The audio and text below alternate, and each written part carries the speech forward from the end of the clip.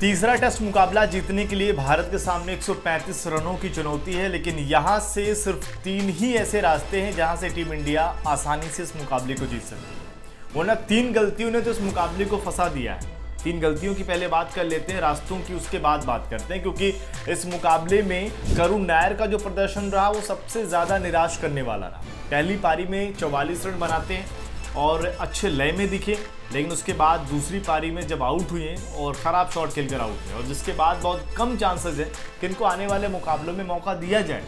वहीं बात करते हैं फिर यशस्वी जायसवाल की, जिनके ऊपर निगाहें थी कि इस सीरीज में अच्छी बैटिंग कर रहे थे। यहाँ पर पहली पारी में फ्लॉप होते हैं, ताबड़तोड़ अंदाज में खेलने की कोशिश होती है, जोफ्रा की गेंद पर आउट होते हैं और दूसरी पारी में खाता भी नहीं खुल पाता।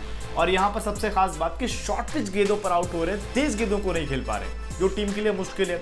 और उसके बाद आते हैं फिर कप्तान शुभमन गिल, जिन्होंने पहली पारी में थोड़ा सा प्रभावित किया कि हाँ लय में नजर आ रहे थे, लेकिन दूसरी पारी में महज 9 गेंद खेल पाते हैं और इन 9 गेंदों पर ऐसा लगता था कि सिर्फ एक चौके के अलावा हर गेंद पर आउट होने वाले। यानी जो स्लीजिंग चल रही थी आसपास, उससे कहीं ना कहीं इनका ध्यान भटका था, उससे कहीं ना कहीं प्रभाव पड़ा था। और जो लोग विराट कोहली से शुभमन गिल की तुलना कर रहे थे उनको झटका लगेगा, क्योंकि विराट कोहली को अगर आप स्लेज करते हो तो उनको इस चीज़ें पसंद आती हैं, उनको स्लेज कर वो रन बनाते हैं। यहाँ पर जब आप स्लेज कर रहे थे तो फिर शुभमन गिल घबरा गए और यहीं से मुकाबला टीम इंडिया के लिए फंस गया।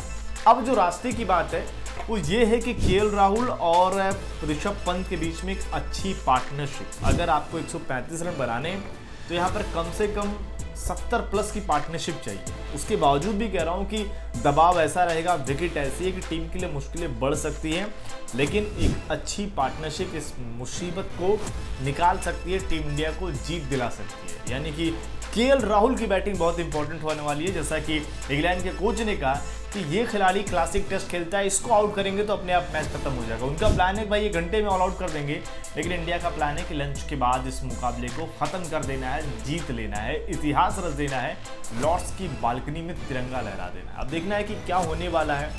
ये रास्ते जो हैं इससे हम जीत पाएंगे या टीम इंडिया एक खराब प्रदर्शन करके बैटिंग से, गेंदबाजी बहुत कमाल की हुई थी, इस मुकाबले को गंवाती है। देखते हैं क्या कुछ होता है। आपकी क्या राय है, कमेंट करके जरूर बताएं।